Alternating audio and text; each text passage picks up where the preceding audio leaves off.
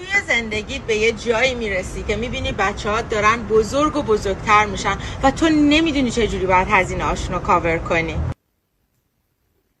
تو زندگی به جایی میرسی که میبینی یه زندگی حداقلی و بیسیک هرگز ارزش مهاجرت کردن و سالها دوری از عزیزانت رو نداشت. توی زندگی به یه جایی میرسی که میبینی کل سالهای طلایی تو صرف کار کردن برای کسی دیگه کردی و هیچ وقتی برای خودت و خانوادت نداشتی.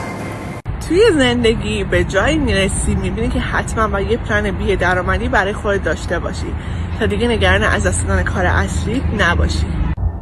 تو زندگی به یه جایی میرسی که میگی تو این همه سالهای زندگیم فقط زنده بودم، زندگی نکردم. آدم توی زندگی گاهی وقتا به یه جایی میرسه که هر جوری شده باید یه جوری به درآمدش اضافه بکنه تا از پس هزینه های این زندگی که هر روز داره گرونتر و گرونتر میشه بر بیاد.